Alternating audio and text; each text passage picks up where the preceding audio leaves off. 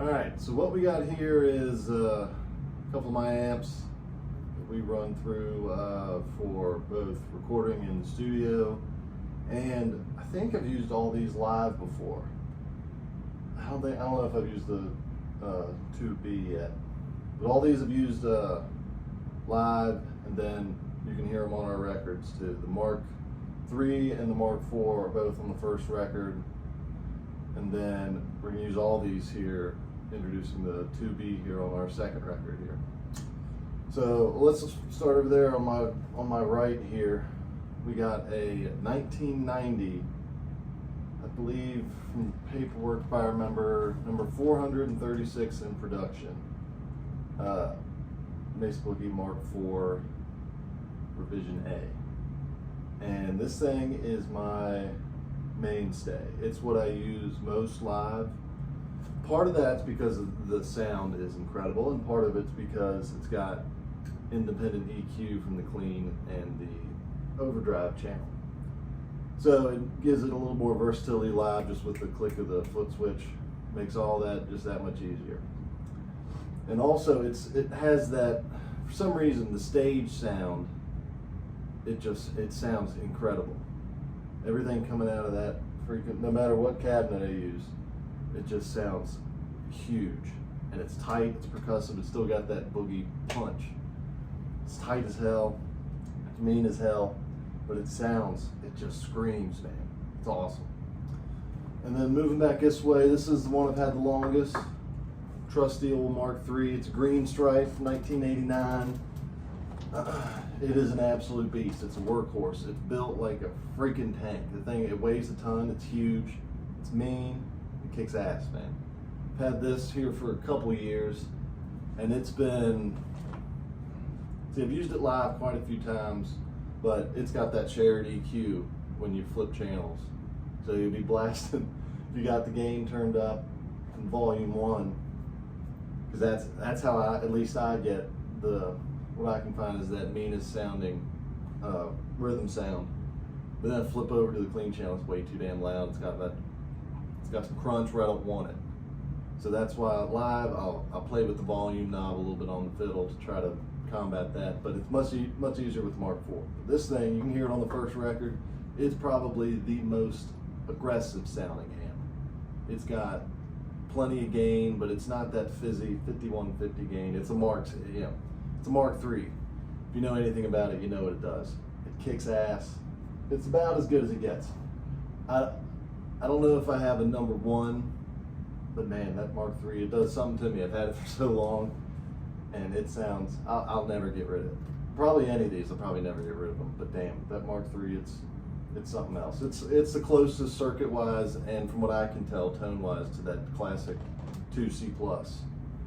But man, yeah, that Mark III, I can't say enough good things about it. You're gonna hear it on this coming record too. It's incredible. And then last but not least, I got this. It's a 1982, so it's a later series 2 Mark IIB. And let's see, I got this last summer. Came across it for a hell of a deal. I was like, hell, Mesa Boogie Mark series sound, that's what I love. Get the older version. And this thing kicks ass. Although if you can see, it doesn't have that built-in 5-band like the others do. But to combat that, I put a MXR 6-band EQ in the loop. It does the thing. I've thought about sending to get it modded, get the faceplate put on, put that inserted into the loop, get that Mesa 5-band in there. But for now, I throw that 6-band MXR in there, kicks ass. These things are super mid-forward, very mid-heavy amps. So having that V in that 5-band really makes it come to life, at least in my opinion. I know not everybody runs it like that. If you ask the Lamb of God guys, they have so much damn mid-range in there, but shit, 750 hertz, drop that some gun. 80 hertz, throw it up, top end, you need that in there, kicks ass. But because this don't have that 5-band, you crank that some bitch up that mid-range and take your head off. So I don't know if you'll be able to see from there. I'll probably put this in, in post. But this MXR, I got both mid-range and the very middle EQ sliders dropped pretty low, just because it's sedan mid-forward.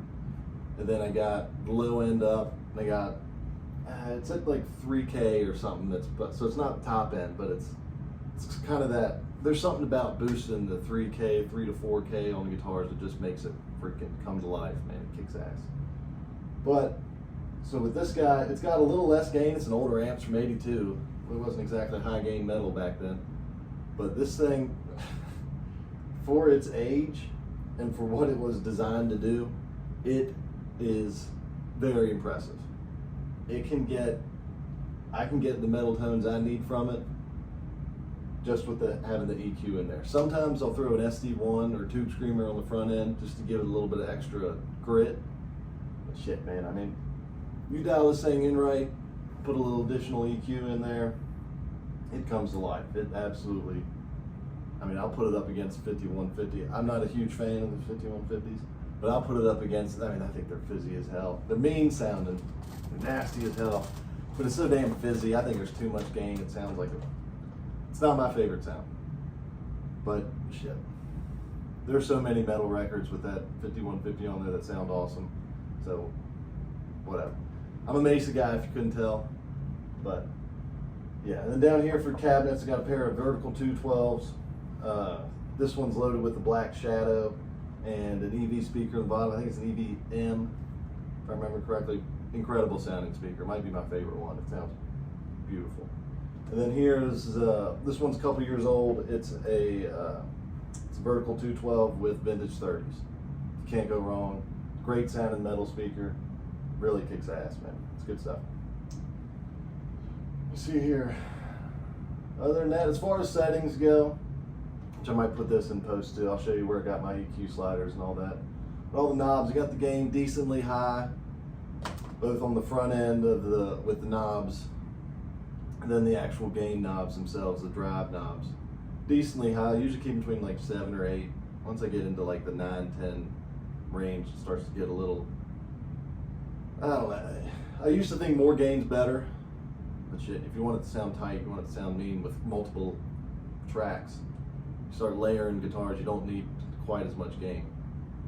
Because then it starts to sound muddy. It's still mean as hell, but it's just muddy. It doesn't sound as good, in my opinion. But yeah, so that's my gear. That's the rig I run. It varies night by night, but in the studio we'll be doing a lot of blending, a lot of moving some tracks off to the right, off to the left, splitting them in stereo, do all that kind of stuff. So we'll be able to kind of get a big combination of this old school boogie sound. But hell yeah, man, that's all I got for you.